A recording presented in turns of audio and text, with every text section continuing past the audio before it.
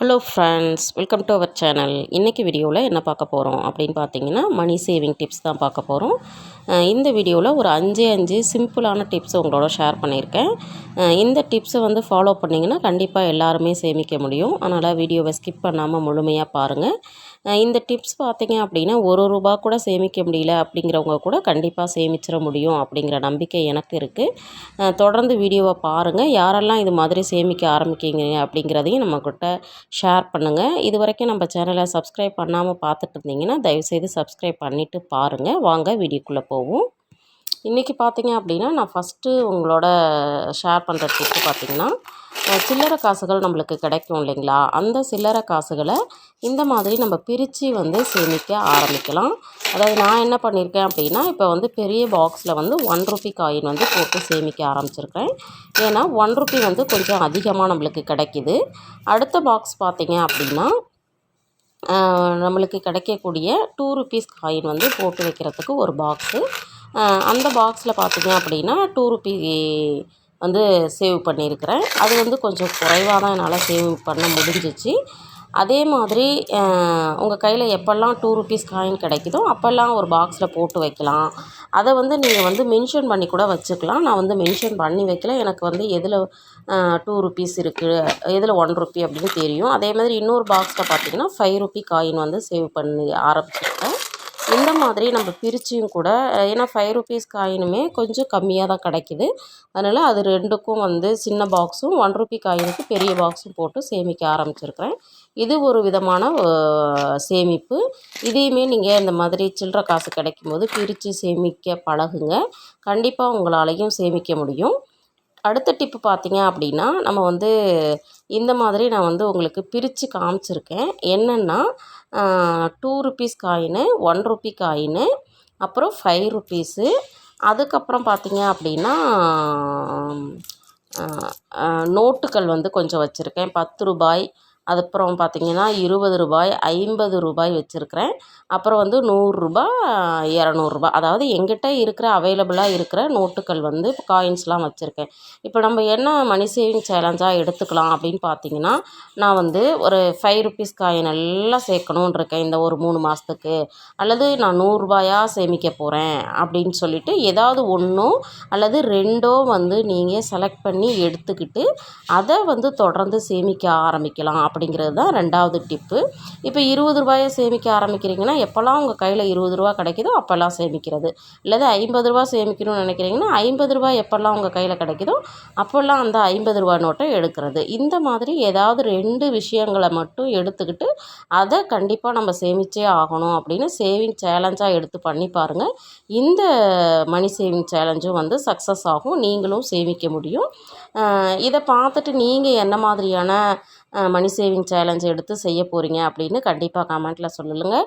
பார்க்குற வியூவர்ஸ்க்கு கண்டிப்பாக அது யூஸ்ஃபுல்லாக இருக்கும். இந்த மாதிரியும் நீங்கள் சேமிக்க ஆரம்பிக்கலாம். அடுத்த டிப் என்ன அப்படின்னு பார்த்தீங்கன்னா, இந்த மாதிரி ஷாப்பிங் பேக் எப்போவுமே நான் இதுதான் கொண்டு போவேன். எங்கே கடைக்கு போனாலும் இது தான் கொண்டு போகிறது. இந்த மாதிரி கொண்டு போகும்போது பார்த்திங்கன்னா, கண்டிப்பாக இதுலேயும் ஒரு குறிப்பிட்ட அளவு பணம் மீதம் கொண்டு வரணும் அப்படின்னு நினச்சிட்டு நான் கையில் கொண்டு வருவேன். இந்த பேகு தான் எப்போவுமே நம்ம கையில் கொண்டு போகிறது. இதில் பார்த்திங்கன்னா, நான் எப்போவும் போகிற பில்லு, எங்கெல்லாம் போகிறோமோ அதெல்லாம் இதில் தான் போட்டு வச்சுருப்பேன். அப்புறமா ஒரு நாள் என்ன பண்ணுவேன்னா, இது டீக்ளட்டரிங் பண்ணிவிடுவேன். இந்த மாதிரி நம்ம ஷாப்பிங் போகும்பொழுது நம்ம எப்போவுமே மீதம் கண்டிப்பாக கொண்டு வரணும் அப்படின்னு பிளான் பண்ணிவிட்டு ஏதோ ஒரு அமௌண்ட் கொண்டு வருவோம். ஆனால் நம்ம வீட்டுக்கு வந்ததுக்கப்புறம் பார்த்திங்க அப்படின்னா, கண்டிப்பாக அந்த பணத்தை எடுத்து நம்ம வேறு எதுவும் செலவுக்கு பண்ணாமல் அந்த பணத்தை அதுலேயே விட்டுட்டோம் அப்படின்னாலும், அடுத்த முறை ஷாப்பிங் போகும்போது நம்மளுக்கு எமர்ஜென்சிக்கு ஒரு அமௌண்ட் அதுலேயே இருக்கும். அந்த மாதிரி பார்த்திங்கன்னா, இப்போ லாஸ்ட்டாக நான் ஒரு எக்ஸ்போ ஒன்று போட்டிருந்தாங்க. அதுக்காக என் பொண்ணை கூட்டிகிட்டு போயிருந்தேன். அப்போ கூட்டிகிட்டு போகும்போது பார்த்திங்கன்னா, ஷாப்பிங்காக ஒரு அமௌண்ட் ஒதுக்கியிருந்தேன். அதில் பார்த்திங்கன்னா மீதம் இருந்த அமௌண்ட்டு பார்த்திங்கன்னா, இந்த மாதிரி எப்போவுமே ஷாப்பிங் பேக்கில் ஒரு ₹10, ₹20 இந்த மாதிரி, அப்புறம் சில்லறை காசு எல்லாமே பார்த்திங்க அப்படின்னா அதில் இருக்கிறது அப்படியே இருக்கும். அடுத்த முறை ஷாப்பிங் போகும்போது அது ரொம்பவும் ஹெல்ப் பண்ணும். அதனால் இந்த மாதிரியும் நம்ம என்ன பண்ணலாம்னா, இந்த மாதிரி ஷாப்பிங் போகும்போது மீதம் இருக்கிற பணத்தை அதை எடுக்காமல் அப்படியே விட்டுட்டோம் அப்படின்னா அடுத்த முறை ஷாப்பிங் போகும்போது ரொம்பவும் நம்மளுக்கு யூஸ்ஃபுல்லாக இருக்கும். இந்த மாதிரியுமே நீங்கள் என்ன பண்ணலாம் அப்படின்னா சேமிக்க ஆரம்பிக்கலாம். அப்படின்னு பார்த்தீங்கன்னா, நம்ம வந்து பெண்களுக்கு சொல்லியே தர வேண்டியதில்ல. நம்ம வந்து கிச்சன்ல எப்பவுமே சேமிப்புக்கு அப்படின்னு ஒரு தனி இடத்த ஒதுக்கி வச்சு அத வந்து சேமிச்சுட்ருப்போம். அந்த மாதிரி தான் நானுமே கிச்சன்ல பார்த்தீங்கன்னா, இது அஞ்சர பெட்டி. இந்த அஞ்சர பெட்டிக்கு பக்கத்திலேயே பார்த்தீங்கன்னா, இந்த மாதிரி உண்டியல் வச்சிருக்கிறேன். இந்த உண்டியல் வந்து நம்ம சேனல தொடர்ந்து பார்க்குறவங்களுக்கு தெரிஞ்சிருக்கும். இந்த உண்டியல் பார்த்தீங்கன்னா, அடுத்த தீபாவளிக்கு நான் வந்து மொபைல் ஃபோன் வாங்குறதுக்காக பணத்த பண்ணிட்டுருக்கேன். இப்போ வந்து இங்க வந்து எஸ்ஏன்னு ஏன் நோட் பண்ணியிருக்கேன்னு பார்த்தீங்கன்னா, எங்க வீட்ல வந்து எல்லாருக்கும் இதே மாதிரி உண்டியல் அப்படிங்கிறதுனால கன்ஃப்யூஷன் ஆயிடும் அப்படிங்கிறதுனால என்னுடைய இனிஷியல் வந்து போட்டு வச்சிருக்கிறோம். இதில வந்து பார்த்தீங்க அப்படின்னா, அக்கேஷனா வந்து நான் வந்து பணத்த சேமிக்கிறதுக்காக சேமிச்சுட்டுருக்கேன். இதில உங்களுக்கு வந்து தெரியும்னு நெனைக்கிறேன். இந்த மாரி ஒரு சிலர் கேட்குறாங்க, "மண்ணுண்டியல்ல சேமிச்சா வந்து பணத்த அரிச்சிராதா?" அப்படின்னு சொல்லிட்டு. இதில பார்த்தீங்கன்னா, கொஞ்சம் கற்பூரமும், அதாவது பச்சை கற்பூரமும், கிராம்பும் வந்து நம்ம உள்ள போட்டு வச்சுட்டோம் அப்படின்னா, அது மாதிரி எதுவும் வந்து நடக்கிறதில்ல.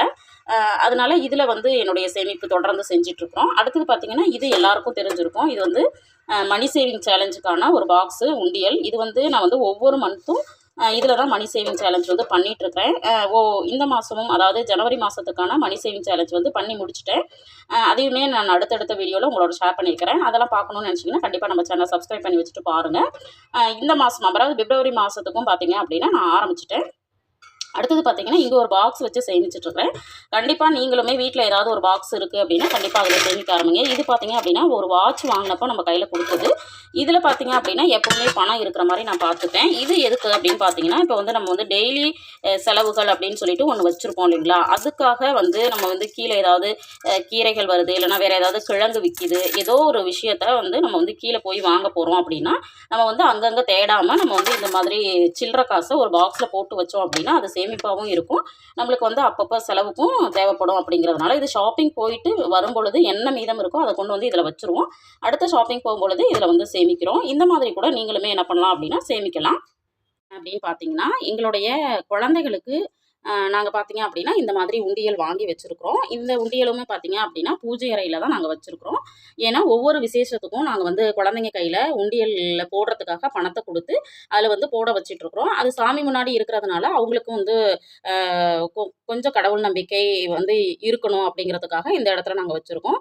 இதில பார்த்தீங்க அப்படின்னா, இயர்லி ஒன்ஸ் வந்து சேவ் பண்ற மாரி நாங்க பிளான் பண்ணியிருக்கிறோம். எங்களோட குழந்தைங்களோட பர்த்டேக்கு வந்து இந்த பணத்த எடுத்து செலவு பண்ற மாரி, எங்க 2 குழந்தையோட பர்த்டேவும் பார்த்தீங்கன்னா, தீபாவளி சமயத்தில தான் வரும். அதனால பார்த்தீங்கன்னா, 2 இன் 1 தீபாவளிக்கான ட்ரெஸ்ஸு, அப்புறம் வந்து பர்த்டேக்கான செலவு, அதுக்கான ட்ரெஸ்ஸு, கேக் செலவு, அப்புறம் வந்து பட்டாசுக்கான செலவு எல்லாத்துக்கும் சேர்த்தே நாங்க என்ன பண்ணிடுவோம் அப்படின்னா, இதில சேவ் பண்ணிடுவோம். இப்போ குழந்தைங்க கிட்ட வந்து என் பையனுக்கு வந்து இப்போ 3 இயர்ஸ் ஆகுது. பட் வந்து நாங்க 1 இயர்லேருந்து இந்த மாதிரி உண்டியல் பழக்கத்த பழக்கிட்டோம். அவன் கையில பார்த்தீங்கன்னா, அமௌண்ட் வந்து கையில காயின்ஸோ அல்லது நோட்டுகளோ கையில குடுத்தோம் அப்படின்னா, உடனே என்ன பண்ணுவான்னா, கொண்டு வந்து இதில போட்டுருவான். இது பார்த்தீங்க அப்படின்னா, இது வந்து என்னோட பையனோடது, என்னோட பொண்ணோடது. இது கொஞ்சம் டிஃப்ரென்ஸ் தெரியணும் அப்படிங்கிறதுக்காக வேற வேற டிசைன்ல வாங்கியிருக்கிறோம். நீங்களுமே உங்க வீட்ல வந்து குழந்தைங்க இருக்காங்கன்னா, 1 வயசுல இருந்தாலும் சரி, எப்ப அந்த குழந்தை வந்து நம்ம சொல்றத கேட்க ஆரம்பிக்குதோ, அப்ப இருந்தே வந்து கண்டிப்பா இந்த மாதிரி உண்டியல் சேவ் பண்ணணும் அப்படிங்கிற பழக்கத்த கொண்டு வாங்க. அதுவும் இல்லாம இப்போ வந்து ஸ்கூல்ல வந்து எஜுகேஷன் படிச்சுட்டு இருக்காங்க அப்படின்னா, அவங்களுக்கு ஒரு ப்ராஜெக்ட் ஒர்க்கோ இல்ல ஸ்டேஷனரீஸோ தேவைப்படுது அப்படின்னா, கண்டிப்பா நீங்க வந்து சேவ் பண்ணி தான் வாங்கணும் அப்படிங்கிற பழக்கத்த உண்டு பண்ணிருங்க. இப்போ ஒரு சைக்கிள் கேட்குறாங்க அப்படின்னா, அதுக்குன்னு ஒரு உண்டியல் வாங்கி குடுத்துருங்க. வாங்கி குடுத்துட்டு அந்த சைக்கிள் வாங்குறதுக்கான ஒரு 50% அமௌண்ட்ட மட்டுமாவது சேமிச்சதுக்கு அப்புறம் தான் நம்ம வாங்கணும் அப்படிங்கிறத அவங்க கிட்ட வலியுறுத்தி, அதுக்கப்புறம் அத வந்து எடுத்து மீதம் இருக்கிற அமௌண்ட்ட உங்களால முடிஞ்சது அப்படின்னா, அத போட்டு வாங்கி குடுங்க. அந்த மாரி சேமிச்சு வாங்கும்போது பார்த்தீங்கன்னா, அந்த குழந்தைங்க வந்து அந்த பொருள வந்து பத்திரமாவும் வச்சுக்குவாங்க. அதுவும் இல்லாம சேமிச்சு தான் வாங்கணும் அப்படிங்கிற பழக்கம் வந்து கண்டிப்பா அவங்களுக்கு வரும். அதனால இந்த டிப்புமே நீங்க வந்து உங்க குழந்தைங்களுக்கா இருந்தாலும் சரி, இல்ல நீங்க ஏதாவது பொருட்கள் வாங்கணும்னு நினைக்கிறீங்க அப்படின்னாலுமே, இந்த டிப்ப வந்து கண்டிப்பா ஃபாலோ பண்ணலாம். இந்த டிப்ஸ் எல்லாம் உங்களுக்கு பிடிச்சிருக்கும் அப்படின்னு நினைக்கிறேன். வீடியோ பிடிச்சிருந்துச்சுன்னா, கண்டிப்பா நம்ம சேனல மறக்காம சப்ஸ்கிரைப் பண்ணி வச்சுட்டு பாருங்க. தேங்க்ஸ் ஃபார் வாட்சிங்.